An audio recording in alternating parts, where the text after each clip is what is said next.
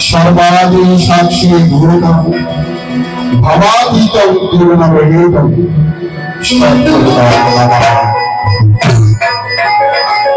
पूर्वे प्रणति स्तुति वंदे माता सरस्वती सदागिनी अयि बीनापाणी नारायण भवसंगी अपरूप गोपरांगी शतमोत्ता समेस्मिता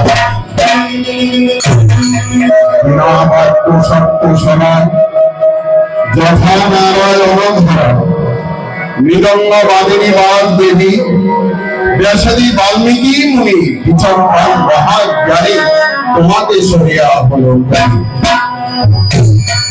মৃদঙ্গ মন্দিরাধরী নিশায়া রাগবিনী মাগ কণ্ঠে সে বল সুবচন রাগলাই তলমান কিছু মম নাহি জ্ঞান তব পদে নিলাম শরণ শরণ করি শ্রী রাম কৃষ্ণ যে রাম সেই কৃষ্ণ তোমার লীলা ঠাকুর কেবল নিতে পারি তাই তোমার চরণে নিলাম শরণ যে পদে বিপদ হয় সশ্রমে প্রণাম করব প্রণামি শারদা মণি তুমি বাবু জগৎ জননী বিশ্বরূপা জগৎ সনাতনী তোমার কৃপা হলে পরে এই ভক্তদের মনে আনন্দ ধরে তুমি বাবু স্বয়ং অন্তর দেখাবে দেববন্দী স্বামীজির চরণ তুমি প্রভু পতিত পাবন বিশ্ব বিজয় করেছিলেন যিনি এই দিব্যত্রয়ীর আশিস পেলে করে এই শিল্পীর মনে আনন্দ ধরে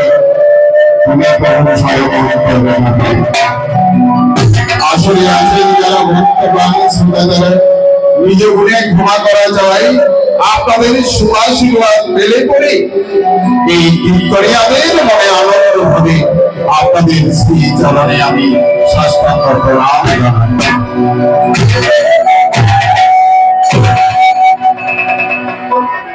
তার কেন্দ্রবিন্দুতে রয়েছে তেজস্বিনী মহিষী নারী ভগবান শ্রীরাম কৃষ্ণ পরমহংসদেব যাকে বলছে অষ্টসখী এক সখী সেই রানীমা রানী রাসমণি আর আমাদের সবার প্রাণের ঠাকুর শ্রী রামকৃষ্ণ পরমহংসদেব। তাই না আসুন আমি একটু বন্দনার পাবে প্রবেশ করব। তাই পদকর্তা বলছে হরিনাম সত্য গুরুনাম সত্য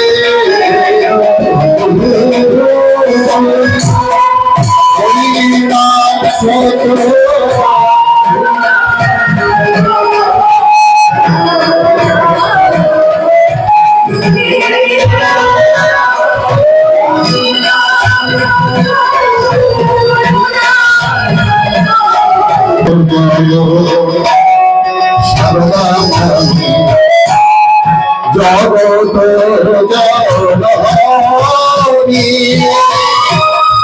তোমার সন্তান ডাকে আজি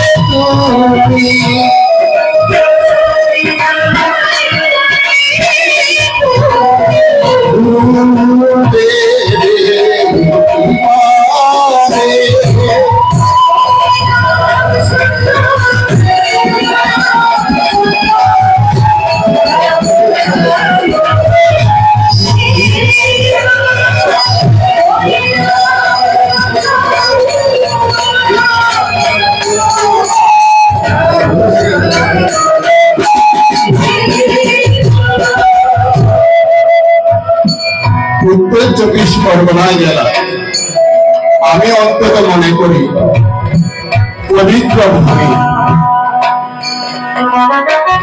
আপনারা জানেন হালি শহরে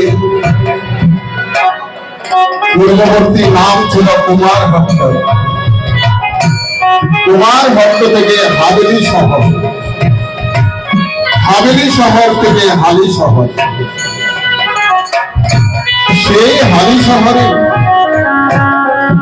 মাতৃ সাধক রামপ্রসাদ জন্মগ্রহণ করেছে। আবার সেই হালি শহরে মহাপ্রভুর গুরুদেব ঈশ্বরপুরী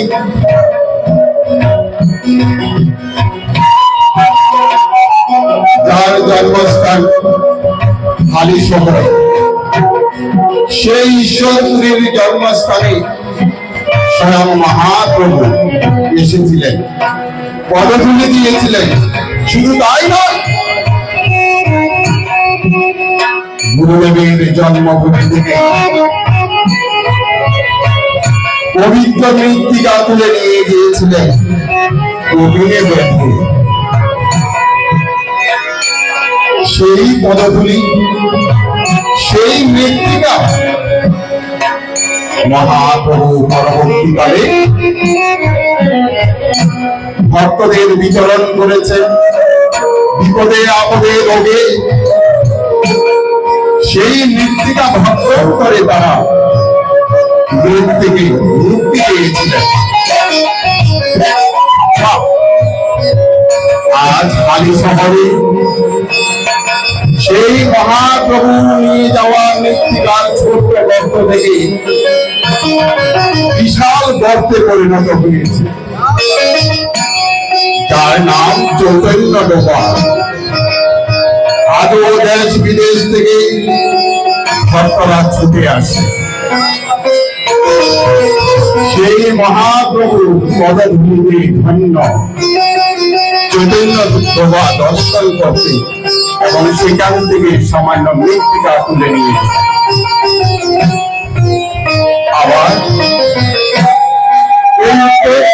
পরগনা জেলাতে রামকৃষ্ণ মঠ মিশনের প্রথম সংঘাধ্যক্ষ, দ্বিতীয় সংঘাধ্যক্ষ স্বামী নিরঞ্জনানন্দজি মহারাজ, তাদেরও জন্মস্থান। এই পালাতে কোথাও না কোথাও মথুর বাবু থাকবে, বিজ্ঞানের ছাত্র, তারও জন্মস্থান বসিরহাট অঞ্চলে স্বরূপনগর থানায় বিতালি গ্রাম। তাই আমাদের এই উত্তর 24 পরগনা জেলা অতি পূর্ণ ভূমি বলে আমি মনে করি। আপনারাও মনে করবেন আপনারা পূর্ণ ভূমিতে বসবাস করেন। মনে আনন্দ আসবে। সেই মহানন্দে কালী শহরের কোনা গ্রামে বসবাস করেন পরম বৈষ্ণব ও বৈষ্ণবী। কে সে? হরে কৃষ্ণ দাস। নামটি ভাবুন, হরে কৃষ্ণ আর তার দাস। তার সহধর্মিণী রাম প্রিয়া দেবী, রামের প্রিয়া। ভাবতে পারেন পরম বৈষ্ণব আর বৈষ্ণবী কোনা গ্রামে বসবাস করি। সকাল সন্ধ্যা তারা নাম গুণ সংকীর্তন করে আর অশ্রু জলে ভাসিয়ে দেয় ভূ। হঠাৎ একদিন রামপ্রিয়া দেবী স্বপ্নে দেখতে পাচ্ছেন শ্রীধাম বৃন্দাবনে রাসলীলা শুরু হয়েছে। আপনারা সবাই জানেন রাসলীলার মধ্যমণি ভগবান শ্রীকৃষ্ণ।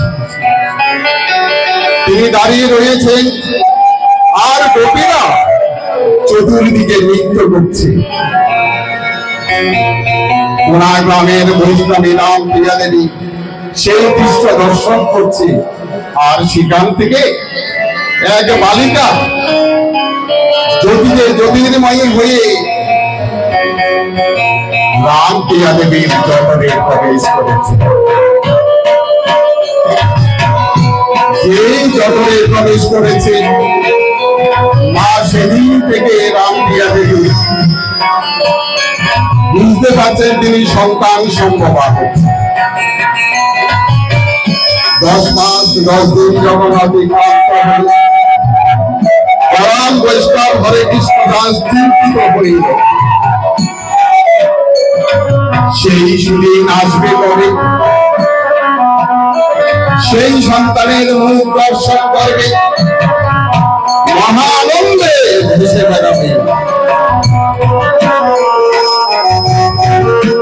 হঠাৎ একদিন হরে কৃষ্ণ দাসে শোনা যাচ্ছে মা করে এক শিশু সন্তান কেঁদে উঠেছে। প্রতিবেশীরা দীর্ঘদিন ধরে চিন্তিত ছিল সেই শিশু কন্যার ক্রন্দন শুনে সবাই এবার ছুটে আসছে। আর পদকর্তা বলছেন, কথা বলে নারে গণ সবাই মিলে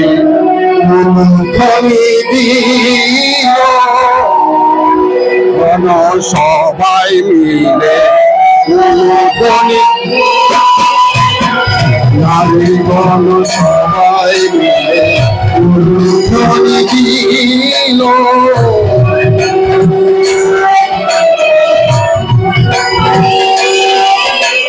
মাঝে মাঝে সংকট শুনিবারে পাই,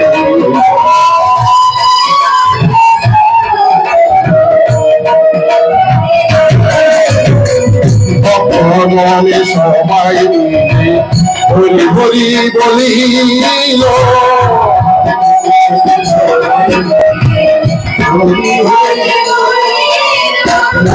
আনন্দে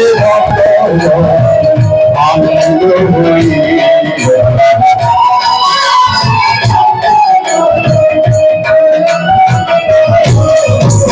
আনন্দে হইল বাড়াবাড়িতে।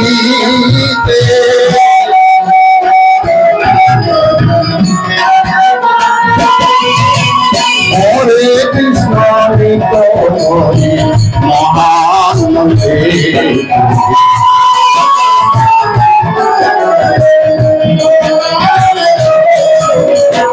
পুনরায় ভক্ত ধরে দিল।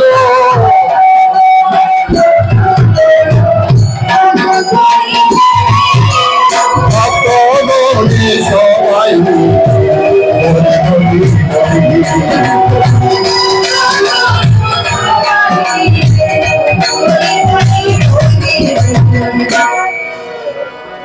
কৃষ্ণ দাস বলছে,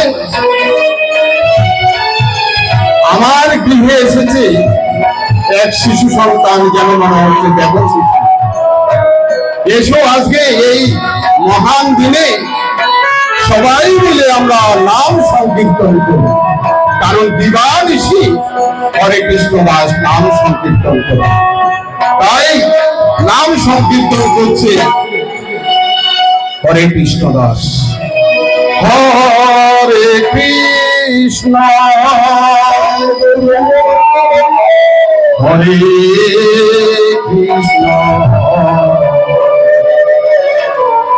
কৃষ্ণ কৃষ্ণ হরে হরে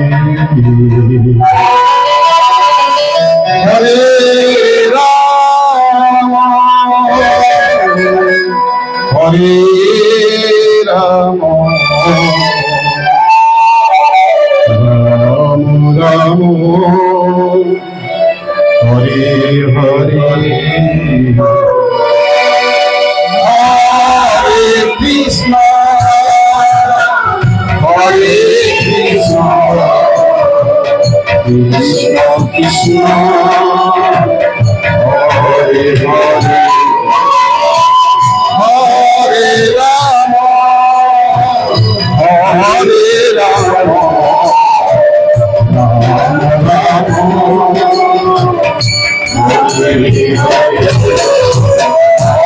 হরে কৃষ্ণ হরে কৃষ্ণ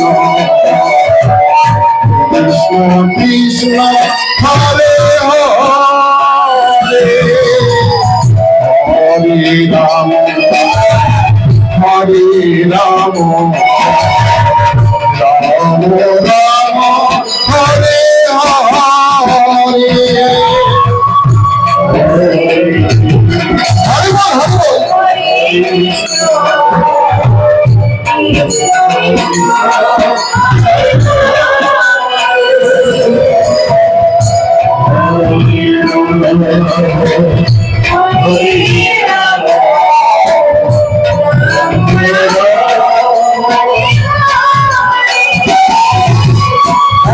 হরে কৃষ্ণ হরে কৃষ্ণ কৃষ্ণ কৃষ্ণ হরে হরে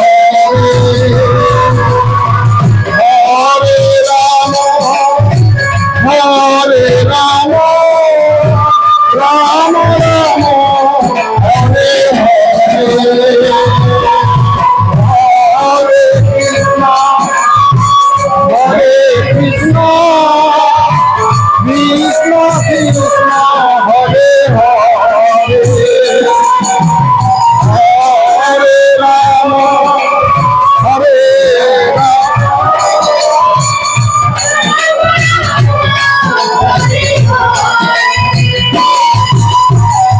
হরে কৃষ্ণ হরে কৃষ্ণ কৃষ্ণ কৃষ্ণ হরে হরে হরে রাম হরে রাম রাম রাম হরে হরে হরে কৃষ্ণ হরে কৃষ্ণ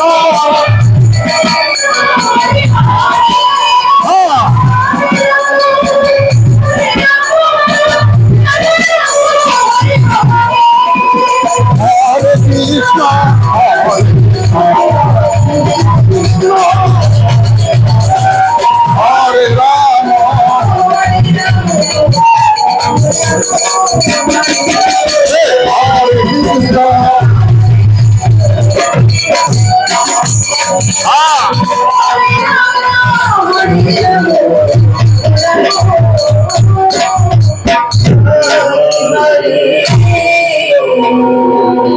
ঠাকুর বলতেন, যখন নাম সংকীর্তন করবে, ঈশ্বরের নামে যখন নিজেকে উৎসর্গ করে দেবে, তখন দুই হাত তুলে তার গুণকীর্তন করবে। হরে কৃষ্ণ দাস সেই পথের পথিক পরম বৈষ্ণব। তাই আসুন আজকের এই পবিত্র দিনে দুই হাত তুলে একবার হরে কৃষ্ণ দাসের সাথে সাথে হরি বল বলি হরি বল হরি বল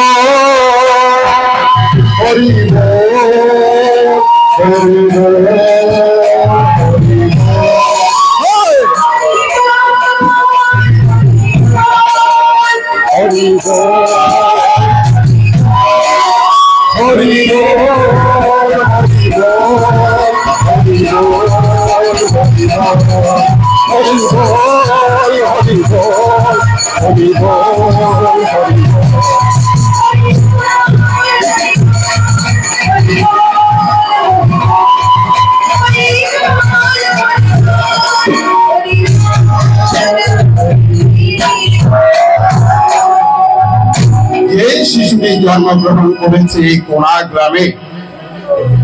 যেহেতু শ্রীধাম বৃন্দাবনে রাস চলাকালীন সেখান থেকে এক বালিকা ছুটে এসে রামপ্রিয়া দেবীর জগতে প্রবেশ করেছিল, তাই নাম রাখা হলো রাসমণি। রাসের মণি রাসমণি। এবার কেন রানী রাসমণি হলো সংক্ষেপে। বড় হয়ে উঠেছে রাসমণি। বড় হলে কি হয়, সতীত্বের আর অভাব থাকে না। রাসমণির অনেক সতীত্ব। তারা বিকেল হলেই গ্রামের এক প্রান্ত থেকে আরেক প্রান্তে ঘুরে বেড়ায়, সৎ প্রসঙ্গ আলোচনা করে। কেন? হরে কৃষ্ণ দাস রামপ্রিয়া দেবী তিলক ধারণ করে ঈশ্বরের নামে মাতোয়ারা হয়ে থাকে।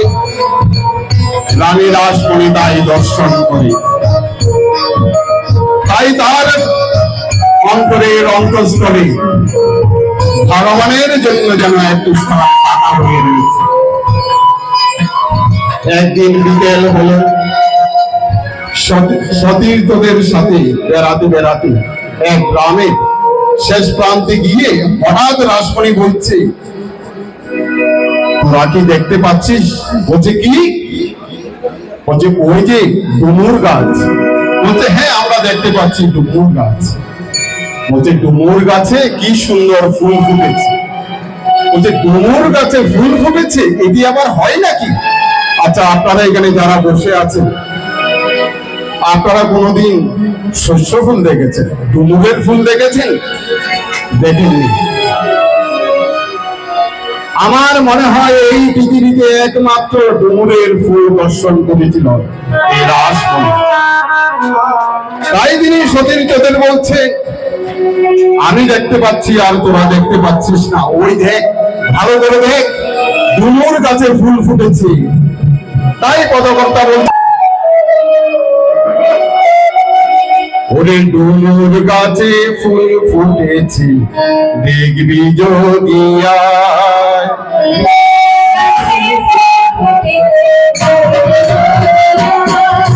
ডুমুর গাছে ফুল ফুটেছে দেখবি যদি আয়।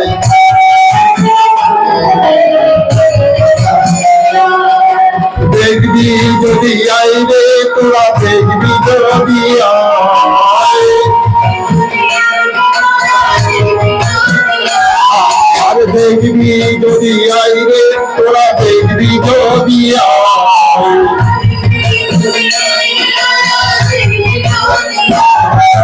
ডুমুর গাছে ফুল ফুটেছে দেখবি যদি আয়।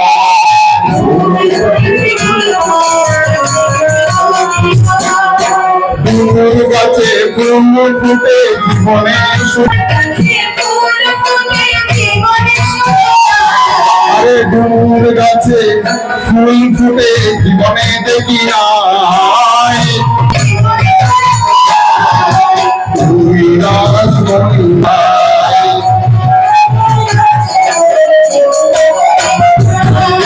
বলছে, রাসমণি তোকে কিন্তু ডুমুর গাছে ফুল ফুটেছে বলে আজ থেকে তুই আমাদের কাছে মিথ্যাবাদী হয়ে জীবনে আর কোনদিন তোর কথা আমি বিশ্বাস করব না। রামপ্রিয়া দেবীকে রাসমণি বলছে, মা সতীর্থদের কাছে আমি আজ মিথ্যাবাদী হলাম। বলছে কেন?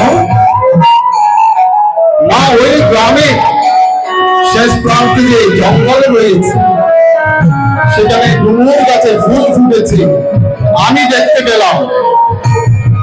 আমার সতীর্থদের বলাতে তারা বিশ্বাস করেনি, তারা আমাকে মিথ্যাবাদী বলছে। বলছে মা, একদিন তুই রানী হলি, ডুমুরের ফুল এই পৃথিবীতে আর চিন্তা করার আর কোন কারণ নেই। একদিন তুই রানী হলি। রানী রাসমণি বলে সবাই তাকে ডাকে। ফুল তো ফুটেছে। একদিন রাজচন্দ্র দাস ত্রিবেণীতে স্নান করতে এসে তার কয়েকজন সতীর্থদের সাথে স্নান করছে। রাজচন্দ্র দাস ইতিমধ্যে দুইবার বিবাহ বন্ধনে আবদ্ধ হয়ে স্ত্রী বিয়োগ হয়েছে দুইবার। বলেছিলেন যে না, আমি আর জীবনে বিয়ে করব না। পিতৃদেব কয়েকবার চেষ্টা করেও তাকে রাজি করাতে পারেনি। কিন্তু বন্ধুদের সাথে রাজচন্দ্র দাস নৌকা করে যাচ্ছে, হঠাৎ দেখতে পেলেন গঙ্গার অপর পারে এক সুন্দরী সেখানে স্নান করছে। বন্ধুরা বলছে, রাজচন্দ্র, ওই অপর পারে এক সুন্দরী স্নান করছে। বলছে তাই তো। বলছে যদি এই সুন্দরীর তোমরা সন্ধান করতে পারো তবে আমি পুনরায় বিবাহ বন্ধনে আবদ্ধ হতে পারি। বন্ধুরা ফিরে এসে রাজচন্দ্র দাসের পিতৃদেবকে পিতৃরামকে বললেন রাজচন্দ্র রাজি হয়েছে বিয়ে করতে। বলছে কোথায় পাবো সেই পাত্রী? বলছে না, গোনা গ্রামে আমরা সন্ধান পেয়েছি, সেখানে এই মেয়েটি বসবাস করে হরে কৃষ্ণ দাসের গৃহে। পিতৃদেব এবার যোগাযোগ করে সংবাদ পাঠিয়েছি রাজচন্দ্র দাসের সাথে রানী রাসমণির বিয়ের প্রস্তাব। হরে কৃষ্ণ দাস বলছে আমি হতদরিদ্র, নিজেরাই খেতে পারি না, আর আপনার মতো জমিদারের সন্তানকে আমার মেয়েকে তুলে দেব, সেই সংসার সুখী হতে পারবে না। বলছে না, সেটি আমরা দেখ, আপনি শুধু সম্মতি প্রকাশ করুন। বলছে হ্যাঁ, ভগবানের যদি এই ইচ্ছা হয় তাই হবে, আপনার ছেলের সাথে আমার মেয়ের বিবাহ হবে। যথা সময়ে বিয়ের আয়োজন হচ্ছে। কিন্তু মা, হরে কৃষ্ণ দাসের বাড়িতে বিয়ের আয়োজন করার মতো কিছুই নেই। রাজচন্দ্র দাসের পিতৃদেব বলছে চিন্তা করার কোনো কারণ নেই। ভাড়া বাড়িতে বিয়ে হবে, সেই ভাড়া বাড়ির ভাড়া দিয়ে নানা সামগ্রী আমি কিনে দেব, আনন্দের সহিত বিয়ে হবে। সেদিন মা বিয়ের আয়োজন হয়েছে, সানাই বেজে সুসজ্জিত করা হচ্ছে। আর রাজচন্দ্র তার বন্ধুদেরকে নিয়ে বিয়ে বাড়ির উদ্দেশ্যে রওনা হয়েছে। সেই বিয়ে বাড়ির সম্মুখে যখন রাজচন্দ্র দাস হাজির হয়েছে, সেদিন মায়েরা উপস্থিত ছিল, সবাই উলুধ্বনি করে উঠেছে আর শঙ্খ বাজাচ্ছে। সুন্দর সেদিন সেই মনোরম দৃশ্য উলুধ্বনি হচ্ছে আর সবাই বাজছে মহানন্দে। হরে কৃষ্ণ দাস রাসমণিকে কন্যা সম্প্রদান করবার জন্য বসেছে। ব্রাহ্মণ বলছে কন্যা সম্প্রদান হবে, বাদ্যকার এসেছে পূজনীয় স্বামী দুর্গাত্মানন্দজি মহারাজের কল্যাণে আমরা একজন বাদ্যকারকে আজকে সাথে নিয়ে এসেছি। আবার এই বাদ্যকারের নাম হচ্ছে আকাশ।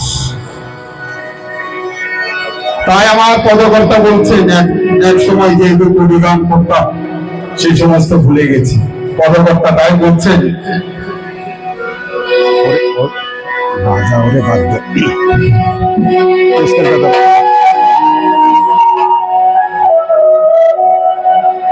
ওরে বাজাও রে বাদ্য আকাশ পাইব রাসমণির বিয়ের কালে। বাজাও রে বাদ্য আকাশ পাইব রাসমণির বিয়ের কালে। বাজাও রে বাদ্য আকাশ পাইব রাসমণির বিয়ের কালে। সবাই মিলে উলুধ্বনি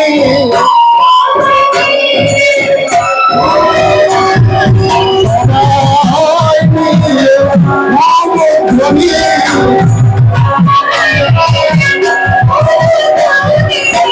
করিতে লাগিল রে।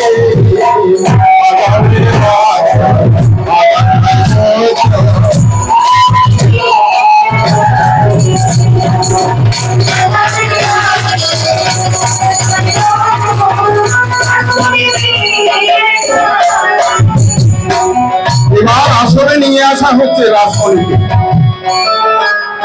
আপনারা এখানে যারা বসে আছেন আপনারাও মাল্যদান করেছেন, শুভদৃষ্টি আপনাদেরও হয়েছে।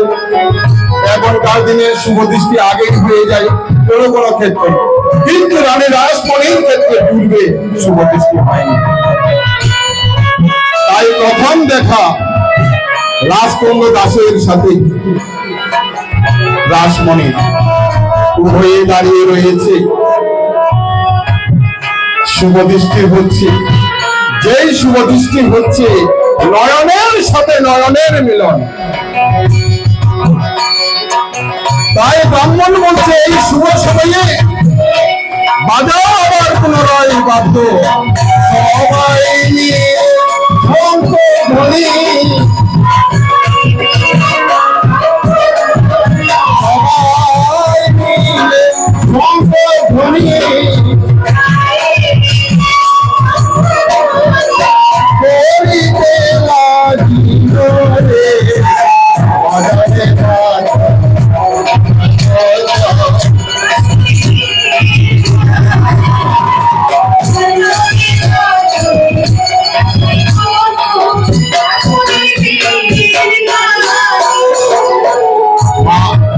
এই বিয়ের আসল প্রিয় আমি বর্তমান যুগে অনেক ব্রাহ্মণ আছে সংক্ষেপে করে আমিও এই মালা বদল শুভদৃষ্টি সবকিছু কম সময়ের মধ্যে ছেড়ে রানীর রাসমণিকে এবার অনেকটা বড় করে তুলতে হবে। রানী রাসমণি বড় হয়েছে, এক সময় তিনি যাবেন কাশিধামে। কেন যাবেন? মা অন্নপূর্ণা দেবীকে পুজো করবার। কিভাবে যাবেন, কি প্রস্তুতি? কোন কোন জায়গায় লেখা আছে 25 গাড়ি নৌকাতে খাদ্য সম্ভার, চিকিৎসক, নানান ধরনের সামগ্রী ভর্তি করে রেখেছে। আবার কোথাও লেখা আছে 100 গাড়ি নৌকা, খাদ্য সামগ্রী 6 মাসে নিয়ে তিনি রওনা দেবেন বলে ঠিক করেছে। সকাল হলেই রওনা হবে। সকাল বলে রানীমা গভীর রাত্রিতে মা অন্নপূর্ণা দেবী বলছেন, রাসমণি আমাকে পুজো দেওয়ার জন্য কাশিরামে আসবে? না না না, কোনো প্রয়োজন নেই। ভক্তি বলে, আমাকে ভাগীরথীর তীরে কোথাও মন্দির প্রতিষ্ঠা করে আমার পুজো করো, তাতেই আমি সন্তুষ্ট হব। আর শুনো রাসমণি, যে খাদ্য সামগ্রী তোমার নৌকায় তুমি ভর্তি করে রেখেছো, সেই খাদ্য সামগ্রী নরনারায়ণের মধ্যে তুমি বিতরণ করে দাও। নরনারায়ণ যারা খেতে পাচ্ছে না, অনাহারে রয়েছে, বস্ত্রহীন অবস্থায় রয়েছে, তাদেরকে তুমি বিতরণ করো। রানীমা সকাল হওয়ার সাথে সাথে তার সতীর্থদের ডেকে বলছে, না না না, কাশিরামে যাওয়ার কোন প্রয়োজন নেই। সব খাদ্য সামগ্রী নরনারায়ণের মধ্যে বিতরণ করে দাও। তাই এই 6 মাসের খাদ্য সামগ্রী নরনারায়ণের মধ্যে বিতরণ করা হলো। আর রানীমা সবাইকে বলছে, ভাগীরথীর তীরে মায়ের মন্দির প্রতিষ্ঠা করতে হবে। স্থান নির্ধারণ করবার জন্য দায়িত্ব অর্পণ করেছেন রানীমা। আর সবাই চেষ্টা করি বর্তমান যেখানে দক্ষিণেশ্বর মা ভবতারিণীর মন্দির, সেই জমিটি জন হেস্টিং সাহেবের কাছ থেকে ক্রয় করলেন এবং সেখানেই মন্দির তৈরি শুরু হয়েছে। মন্দির তৈরি হলে কি হবে? সাথে সাথে প্রয়োজন মায়ের মূর্তি। তাই মায়ের মূর্তিও তৈরি হচ্ছে। মায়ের মূর্তি তৈরি হয়ে যখন ফিরে এসেছে, তখন রানীমা বলছে, মূর্তি তৈরি হয়ে এসেছে, কিন্তু মন্দির তো এখনো তৈরি হয়নি। সুরক্ষিত করে রাখবার জন্য মাকে তিনি নির্দেশ দিলেন বাক্সবন্দি করে রাখতে। সুন্দর একটি বাক্স তৈরি করা হয়েছে, সেখানে মাকে বাক্সের মধ্যে স্থান দিয়েছে।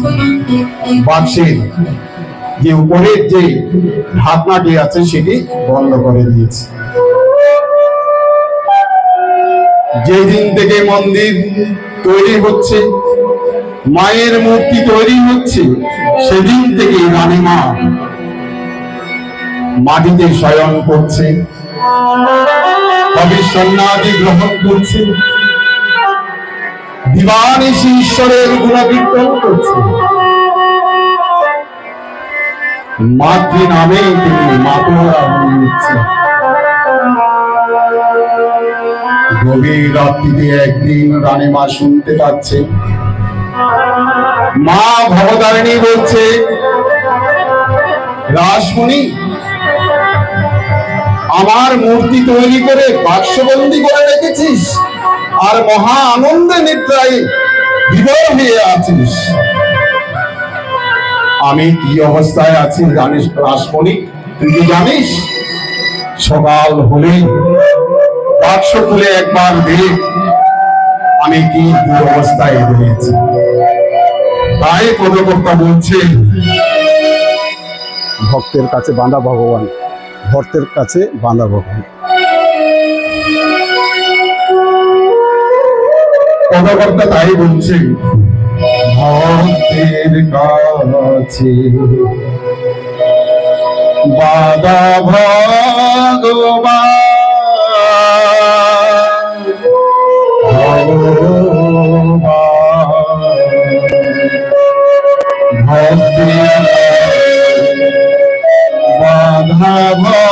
ভগবান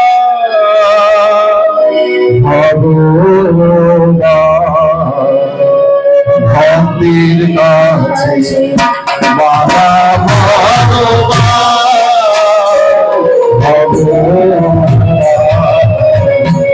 ভক্তির কাছে বাধা ডাকার মতো ডাকলে পরে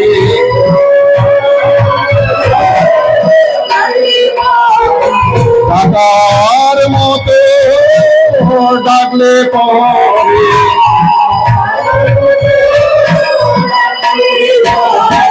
ধীরে ধীরে হইয়া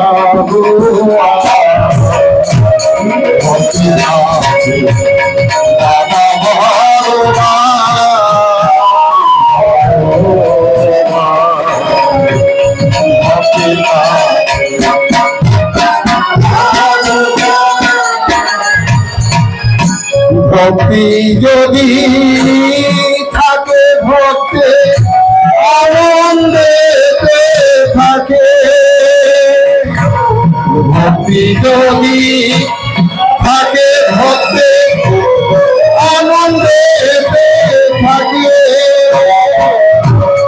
ভক্তি যদি থাকে ভক্তে আনন্দে থাকে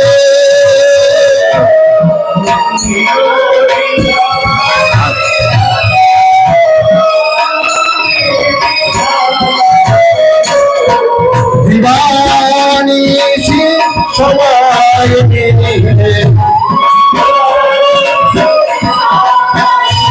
মাগো দিবানিশি সবাই মিলে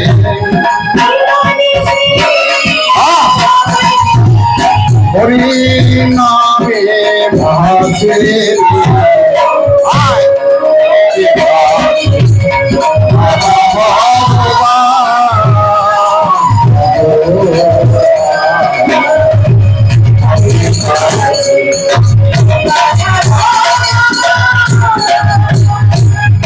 বাক্সবন্দী হয়ে আছে মা চিন্তিত হইল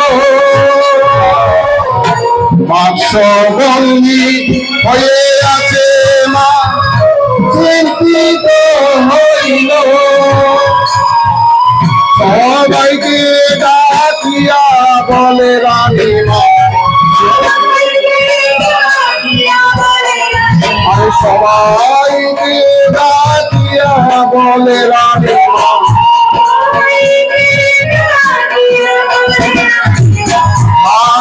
খুলিয়া দেখিল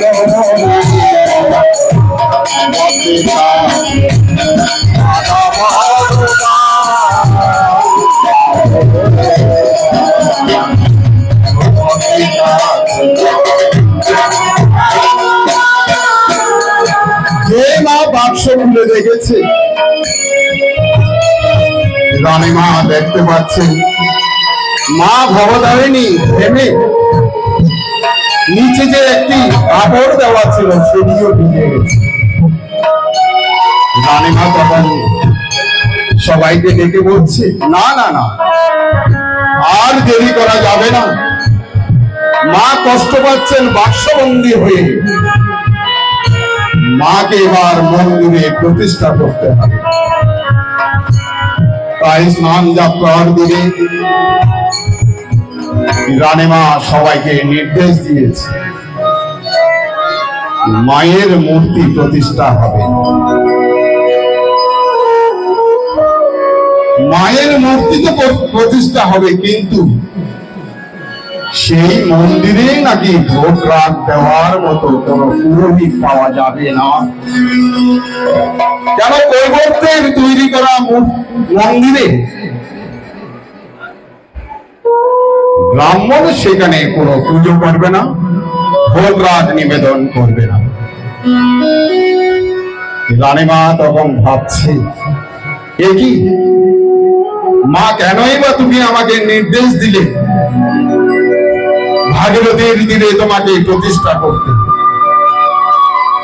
আবার কেনই বা তুমি আমাকে এই বিপদে ফেললে? তোমার পুজো হবে তাহলে কি প্রকারে?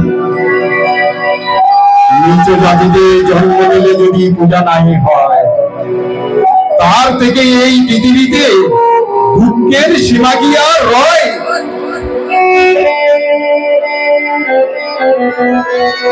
তাই রানীমা, মা ভবতারিণীকে বলছেন, মা আমি কুল কিনারা পাচ্ছি না, তুমি এবার আমাকে সহায় করো। হঠাৎ শুনতে পেলেন রামকুমার চট্টোপাধ্যায় পাক সিদ্ধ পুরুষ। তিনি কোথায় জন্মগ্রহণ করেছেন? আচ্ছা বলুন তো, আমাদের ঠাকুর যেখানে জন্মগ্রহণ করেছেন, রামকুমার চট্টোপাধ্যায় কি সেখানে জন্মগ্রহণ করেছেন? একজন বলছে না, আপনারা পড়াশোনা করেন না, তুল্যভূমি কামারপুকুরে রামকুমার চট্টোপাধ্যায়ের জন্ম হয়নি। হয়েছে কে? আর কামারপুকুরের সারা বাংলার, সারা ভারতবর্ষের, সারা পৃথিবীর নয়নমণি ভগবান শ্রীরামকৃষ্ণ পরমহংসদেব। তাই বাকসিদ্ধ পুরুষ রামকুমার চট্টোপাধ্যায়কে গিয়ে যখন সংবাদ দেওয়া হলো রানীমা মন্দির প্রতিষ্ঠা করবে, কিন্তু পূজারি পাওয়া যাচ্ছে না, বলছে তাই নাকি? না না না, তার বিধান আছে, সংক্ষেপে বলবো, সময় কম। যদি গুরুদেবের নামে যদি এই মন্দির যদি লিখে দিতে পারে, তবে সেখানে আর কোনো বাধা থাকতে পারবে না, থাকে না। তাই গুরুদেবের নামে রানীমা লিখে দিয়েছিলেন। যারা বলেছিলেন পুজো করবে না, রামকুমার চট্টোপাধ্যায় রাজি হয়েছেন শুনে তারাই আবার ছুটে ছুটে আসছে। কোথায়? ভাগীরথীর তীরে রানীমার মন্দির প্রতিষ্ঠা হচ্ছে স্নান যাত্রার দিনে। কয়েক শত ব্রাহ্মণ এসে হাজির হয়েছে মন্দির প্রতিষ্ঠাতে অংশগ্রহণ করবার জন্য। কিভাবে মন্দির প্রতিষ্ঠা হচ্ছে? মন্দির প্রতিষ্ঠার আগের দিন আলোকে আলোকময় হয়ে উঠেছে। আপনাদের মনে প্রশ্ন জাগে না মা? ইলেকট্রিসিটি যেখানে নাই সেখানে দক্ষিণেশ্বরে আলোকের এত ঝলকে দেখা যাচ্ছে কোথেকে? রানীমার ব্যবস্থাপনা মহানগর পর্যন্ত রাস্তাগুলি আলোকে আলোকময় হয়ে উঠেছে। দ্বাদশ শিবলিঙ্গের মন্দির, রাধাকান্তের মন্দির, আর মা ভবতারিণীর মন্দির এই পৃথিবীতে আর কোথায় আছে? শাক্ত ভক্তের মিলনের জন্য এই মিলন ক্ষেত্র তৈরি করেছিলেন রানী রাসমণি। তাই সেদিন শাক্ত ভক্ত সবাই মিলে দক্ষিণেশ্বরমুখী হয়েছে।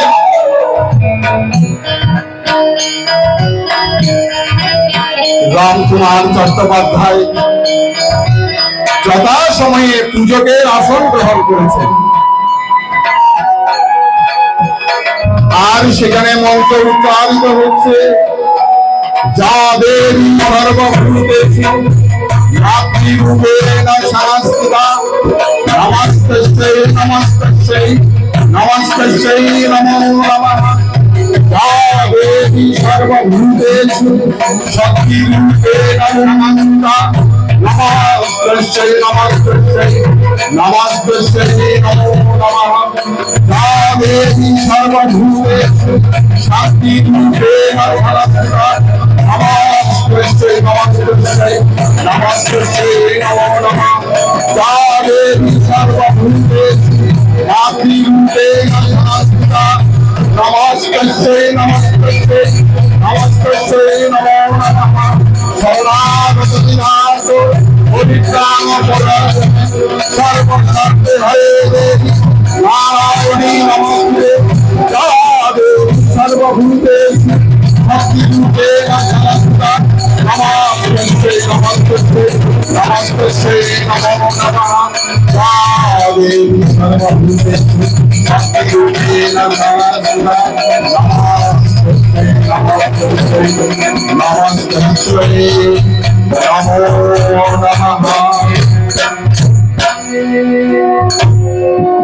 এবার বিদায়ের পালা। তাদের বিদায় যে সমস্ত পুরোহিতেরা এসেছে মায়ের পুজো করবে না বলেছিল, তারা একটি করে স্বর্ণ মুদ্রা নিয়ে রানী রাজপুরের কাছ থেকে বিদায় নিচ্ছে। শুধু কি এই স্বর্ণ মুদ্রা, নববস্ত্র, ফুলের মালা কি না বাকি ছিল? কিন্তু মা, যেটি আমরা করি না, রানীমা সেদিন সেটি করেছিলেন। কি জানেন, আমাদের বাড়িতে, আপনাদের বাড়িতে যখন ভক্ত আসে, ধুলো লাগবে বলে আগে পাপোশটি বিছিয়ে রাখে, চলে গেলে যেন এই ধুলো বাইরে বের করে দিতে পারে। রানীমা কি করেছিলেন জানেন? কয়েকজন কর্মীকে নির্ধারিত এই ভক্তদের চরণ ধুলি সংরক্ষিত করে রাখবার জন্য দায়িত্ব দিয়েছিলেন। তাদের কাজ ছিল শুধু এই ভক্তদের চরণ ধুলি সংরক্ষিত করে রাখবে। কেন জানেন? গঙ্গায় বিসর্জন দেওয়ার জন্য এই পদধূলি না, এই পদধূলি রেখেছিলেন রানীমা সকাল হলে যেন তিলক স্বরূপ সেই মস্তকে ধারণ করতে পারে। আর রানীমার কাছে যে সমস্ত ভক্তরা ছুটে আসতো, তাদের বিপদে আপদে এই পদধূলি দিয়ে বলতেন, গৃহে রাখো, শান্তি আসবে। শান্তি আসবার জন্য মঞ্চ থেকে পায়রা উড়াতে হবে না, মোমবাতি জ্বালাতে হবে না রাস্তার পাশে। রানীমার জীবনী, ভগবান শ্রীরামকৃষ্ণ পরমহংসদেবের জীবনী, মায়ের জীবনী, স্বামীজির জীবনী আমরা ঠিক ঠিক ভাবে যদি সাধারণ মানুষের মধ্যে আমরা প্রসার ঘটাতে পারি, তাহলে শান্তি আনার জন্য মঞ্চ থেকে পায়রা ওড়াতে হবে না, মোমবাতি জ্বালিয়ে রাস্তার পাশে দাঁড়িয়ে থাকতে হবে না। এইভাবে মা মন্দির প্রতিষ্ঠা হলো। কিন্তু রামকুমার চট্টোপাধ্যায় মহাশয়ের শরীর দিন দিন খারাপ হতে চলল। আপনাদের মনে প্রশ্ন জাগে না? ঝামাপুকুরে দিনে আমাদের প্রাণের ঠাকুর কামার পুকুরের গদায় হাজির হয়েছিল, কারণ তখন ঝামাপুকুরে থাকতেন। সেখান থেকে ঠাকুর এসেছিলেন, দাদা দক্ষিণেশ্বরে কি করছেন, কেন বাড়ি ফিরছেন না? এসে দেখতে পেলে মায়ের মন্দির এবং মাকে দর্শন করেছে, কিন্তু সেদিন ঠাকুর মায়ের প্রসাদ গ্রহণ করেননি। কিছুদিন পরে পুনরায় ঠাকুর এসেছে, গঙ্গার তীরে বসে আছে। হঠাৎ মনে হলো একটি মূর্তি তৈরি করে, পারবি? আস্তে আস্তে গাতো। সেই মূর্তি কিসের মূর্তি? দেবাদিদেব মহাদেবের মূর্তি তৈরি করছে। মৃত্তিকা কোত্থেকে নিয়ে আসতেন? গঙ্গা গর্ভ থেকে। আস্তে আস্তে গান, আস্তে আস্তে গান।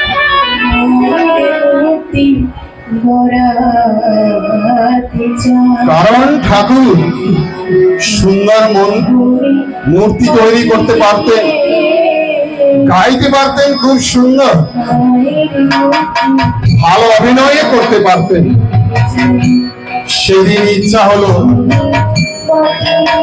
একটি মূর্তি তৈরি করবেন।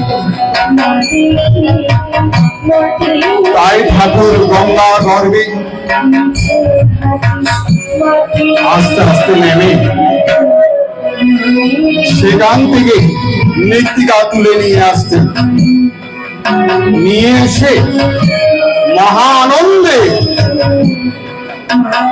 দেবাদিদেব মহাদেবের মূর্তি তৈরি করছে। শুধু কি আর মূর্তি তৈরি করা, সাথে সাথে পুজো করতে শুরু করেছে। দূর থেকে দেখতে পাচ্ছেন মথুর বাবু। এর আগে কোনদিন এই বালককে মন্দিরের এই ত্রিসীমানায় দেখেননি। একে সেই যুবক রামকুমার চট্টোপাধ্যায়কে বলছেন, ভট্টাচার্য মহাশয় ওই ভাগীরথীর তীরে বসে একে সেই যুবক মূর্তি তৈরি করছে। বলছে সে আমার কনিষ্ঠ ভ্রাতা। বলছে বাহ, সুদর্শন যুবক, দেখে মনে হচ্ছে শুধু মূর্তি তৈরি করা নয়, মায়ের মন্দিরে পুজো করবার জন্য মনে হয় সঠিক পূজারি হবে। বলছে মথুর বাবু, হায় কিন্তু পুজো অর্চনায় বিশ্বাসী নয়, পুজো করতে ভালোবাসে না, রাজি হবে কি? বলছে রাজি হোক আর না হোক, এই মূর্তিটি আমাকে দিতে পারে?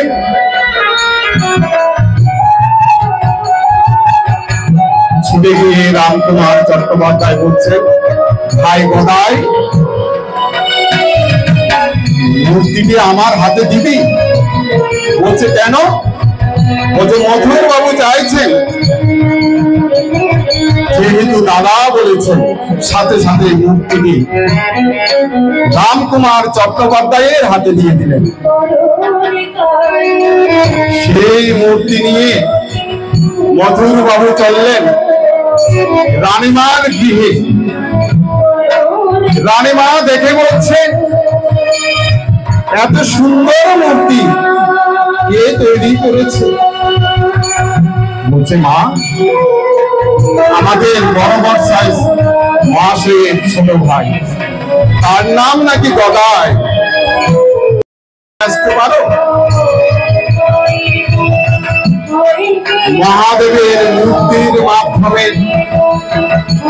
ঠাকুরের সাথে রানীমার যেন মিলন হল।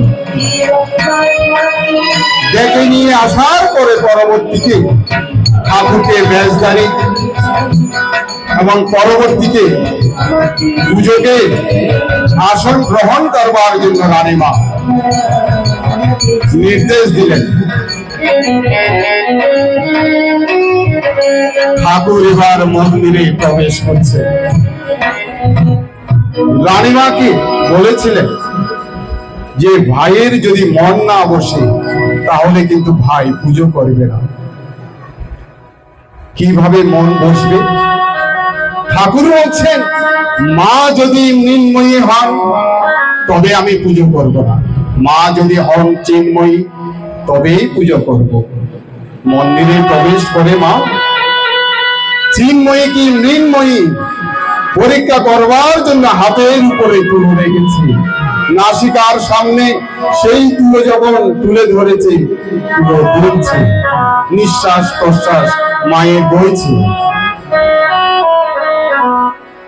তখন ঠাকুর বলছেন, হ্যাঁ এই তো মা, আমার মা চিন্ময়ী। তবে মা কথা বলবেন না। আমি যদি সত্যিকারের সন্তান হয়ে থাকি তবে মা কেন আমার সাথে কথা বলবে? আর পুজোর পদ্ধতি দেখে, কারণ যে ফুল মায়ের চরণে দেওয়ার কথা, মায়ের চরণে দিতে গিয়ে ফুল নিজের চরণে দিচ্ছে, মায়ের মস্তকে দেওয়ার জন্য নিয়ে যাওয়া ফুল নিজের মস্তকে দিচ্ছে। সবাই বলছে খাজাঞ্চি বাবু সহ এই কি পূজার পদ্ধতি? না না না, অনাচার হচ্ছে, অত্যাচার হচ্ছে। পুজো বিধি বলে কিছুই জানে না, তাকে দায়িত্ব দেওয়া হয়েছে মায়ের পূজায়। মধুর বাবু বলছে দাঁড়াও, আমি আগে দেখি, যদি সেই পুজোকে এর উপযুক্ত না হয় তাকে মন্দির থেকে বিতাড়িত করা হবে। মধুর বাবু এসেছেন মাতৃদর্শনে এবং পূজা দর্শনে, এবং পূজক কি করেন সেটি দেখবার জন্য এসে দেখছেন কোথায় পুজো কোথায় কি গান ধরেছেন তিনি।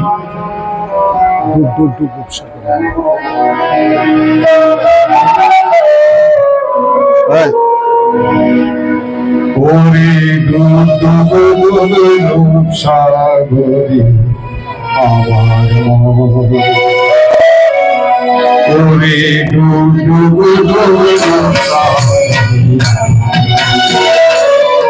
আমি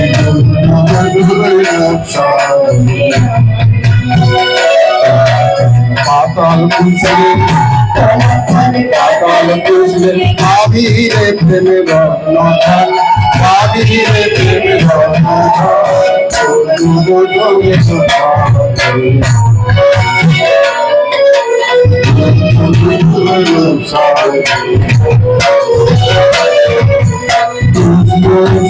খুঁজলে পাবি হৃদয় মাঝে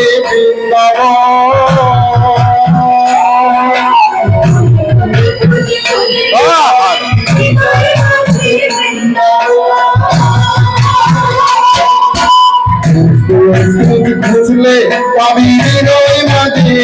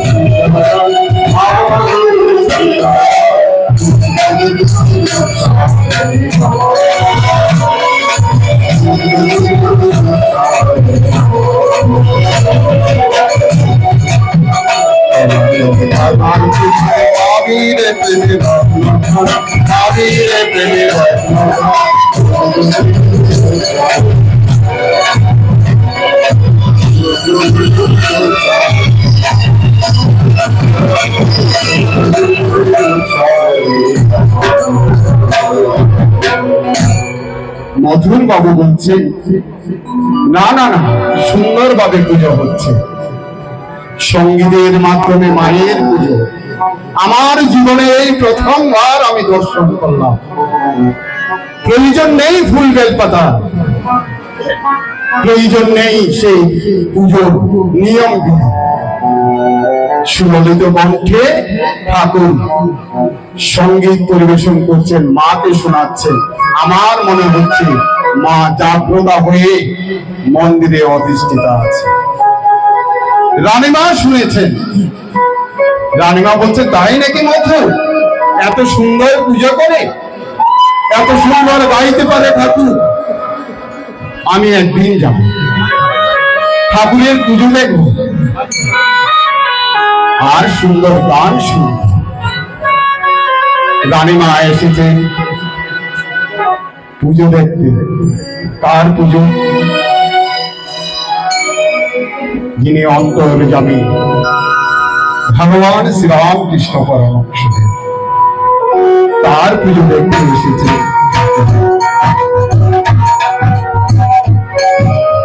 রানীমা এবার মন্দিরে প্রবেশ করছে।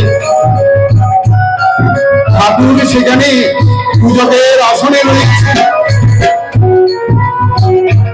সুন্দর একটি আসন পেতে রানীমা বসেছেন, মাকে স্মরণ মনন করবেন বলে।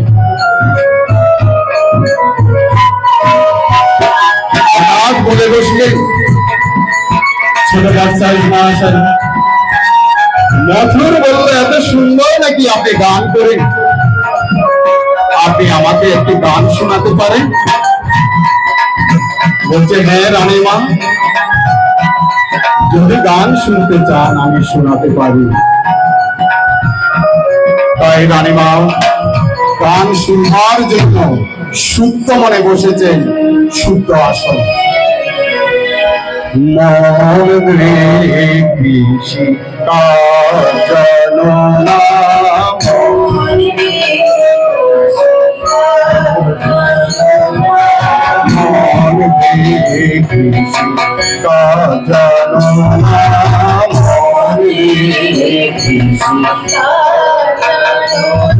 এমন মানব জমি রইল প্রতি তোলে, এমন মানব জমি রইল প্রতি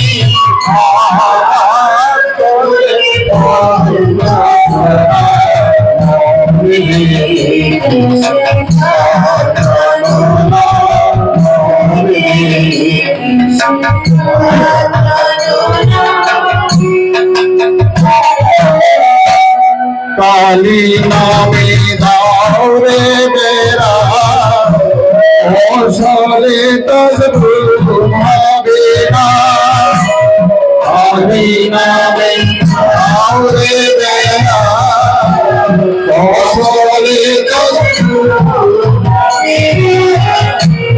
কালী নামে দাও রে বেরা ওসলে তসভাবে না।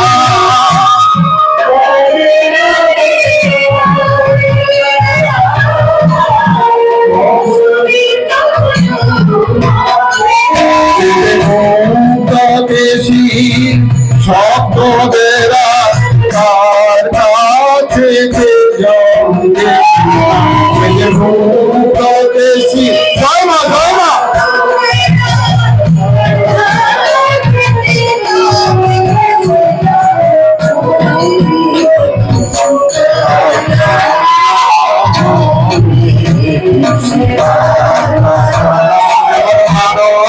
জমি রইল পতি আবার তলে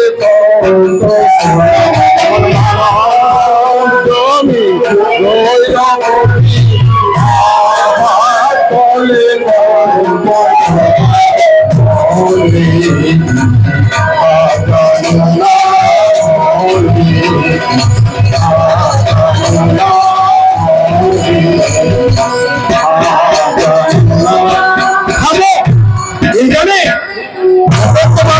হচ্ছে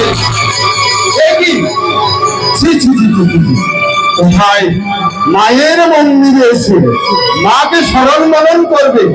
রানীমা এখানে বসেও তুমি তোমার চিন্তা করছো।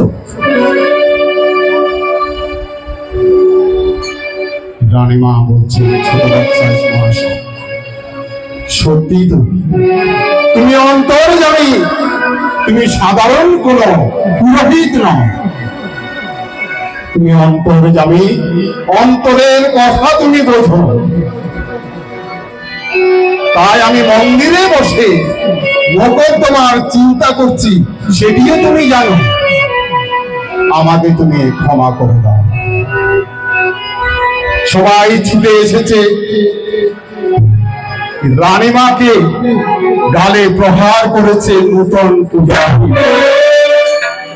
তাকে বের করে দেওয়া হোক মন্দির থেকে, বাকিটুকু আমরা দেখে নেব। এত সাহস রানীমার গালে চাপড় লাগায় আমার পুকুরের সে হতদরিদ্র ব্রাহ্মণ? না না না না না, এটি চলতে পারে না। সবাই ছুটে এসে বলছে রানীমা বের করে দিন মন্দির থেকে, বাকিটুকু আমরা দেখে নিচ্ছি। রানীমা বলছেন বাকিটুকু তোমরা দেখে নেবে, ফিরে যাও, যারা যেখান থেকে এসেছো সবাই ফিরে যাও। ছোট ঘর সাইজ মহাশয়কে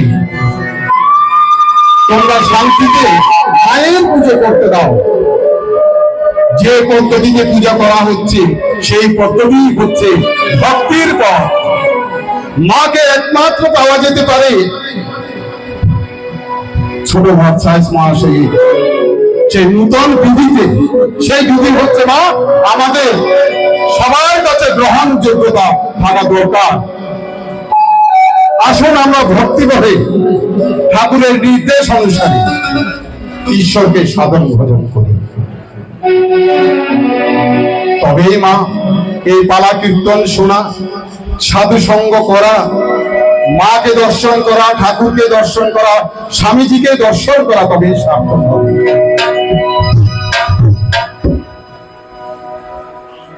আর ভক্তদের পেলে কি করতেন ঠাকুর?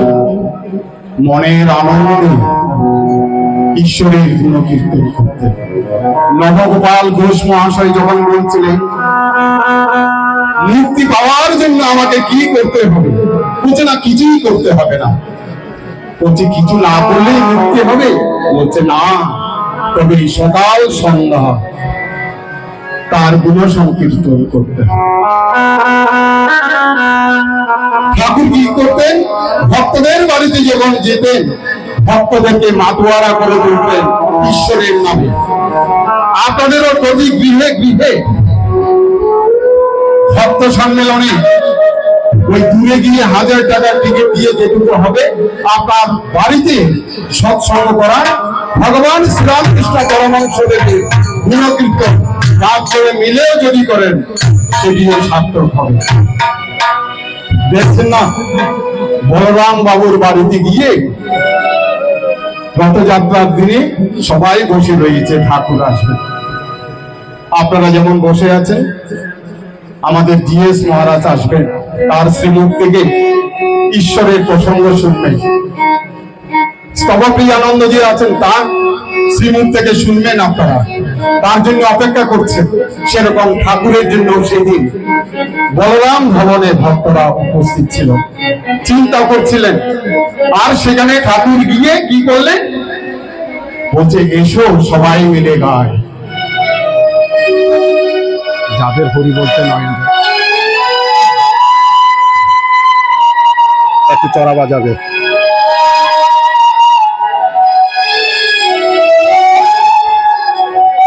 যাদের হরি বলতে নয়ন ঝরে তারা তারা দুহাই এসেছে রে। যাদের হরি বলতে নয়ন ঝরে তারা তারা দুহাই এসেছে রে। যাদের হরি বলতে নয়ন ঝরে তারা তারা দুহাই এসেছে রে। যাদের হরি বলতে নয়ন ঝরে তারা তারা দুহাই এসেছে রে। তারা হরি হয়ে হরি বলে তারা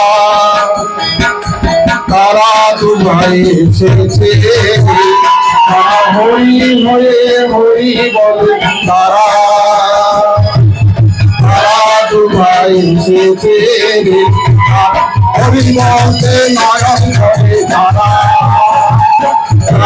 ভাই এসেছে রে হরি বলতে নয়ন ধরে তারা ভাই এসেছে রে হরি বলতে নয়ন ধরে তারা ভাই এসেছে রে হরি বলতে নয়ন ধরে তারা ভাই এসেছে রে হরি বলতে নয়ন ধরে এরা কারা? ঠাকুর বলছেন যারা জড়াই মাধায় উদ্ধার করেছে, যারা জড়াই মাধায় উদ্ধার তারা দু ভাই এসেছে, যারা জড়াই মাধায় উদ্ধার তারা দু ভাই এসেছে, তারা আপনি সঙ্গে জগৎ রাধায় তারা দু ভাই এসেছে, যারা আপনি সঙ্গে জগৎ রাধায় তারা দু ভাই এসেছে, তারা দু ভাই এসেছে, তারা দু ভাই এসেছে, তাদের হরি বলতে নয়ন ধরে তারা দু ভাই এসেছে, তারা হরি হরে হরি বলে তারা দু ভাই এসেছে, আরে দুর্গা হুতু দিয়ে তারা হরি হরি বলে হরি বল দুর্গা হুতু দিয়ে সবাই হরি হরি বলে দুর্গা হুতু দিয়ে সবাই হরি হরি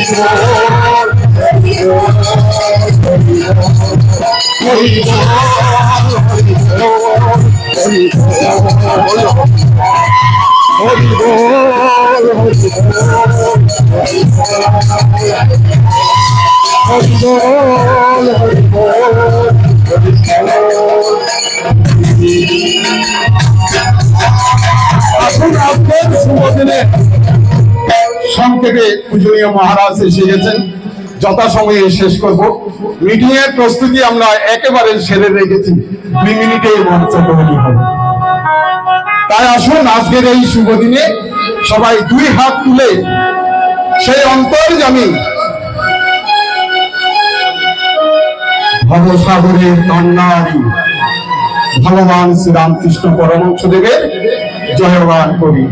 ওরে রামকৃষ্ণের জয় বলো, রামকৃষ্ণের জয়।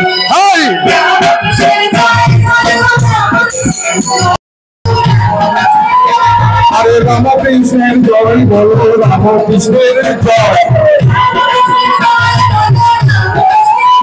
আমার সারদামণির জয় বলো, সারদামণির জয়। স্বামীজির জয় বলো, স্বামীজির জয়। আরে স্বামীজির জয় বলো, স্বামীজির জয়। ভক্তবৃন্দের জয় বলো, ভক্তবৃন্দের জয়। আমার ভক্তবৃন্দের জয় বলো, ভক্তবৃন্দের জয়। মহাপ্রভু বলছেন, ঠাকুর শ্রীরামকৃষ্ণ পরমহংসদেব বলছেন, যেখানে ভক্ত সেখানে ভগবান, শাস্ত্র তাই বলছে। তাই ভক্তদের জয় যদি না হয়, সুসম্পন্ন নয় সেই হরে নাম গুণ সংকীর্তন। আপনারাই হচ্ছেন আমার সম্পদ, আপনারাই হচ্ছে এই মঠ মিশনের মহান সম্পদ। আপনাদের চরণধুলি যদি পাই এই মস্তকে আমি ধারণ করতে পারি, তাহলে হয়তো এই ভবসাগর পাড়ি দিতে পারবো শ্রীরামকৃষ্ণ পরমহংসদেবকে সাথে নিয়ে, তার শুভাশীর্বাদ নিয়ে। তাই বলি, ভক্তবৃন্দের জয় বলো, ভক্তবৃন্দের জয়। আমার ভক্তবৃন্দের জয় বলো, ভক্তবৃন্দের জয়।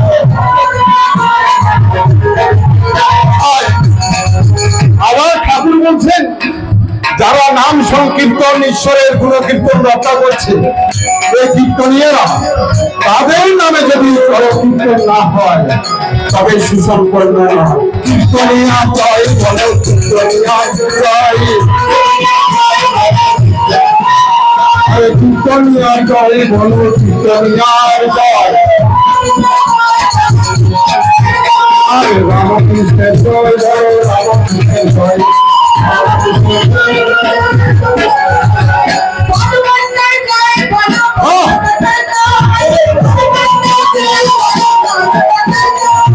জয় মা।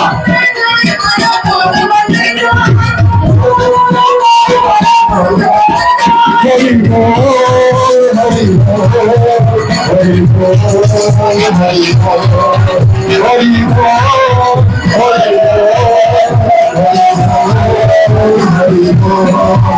হরি বল, হরি বল, হরি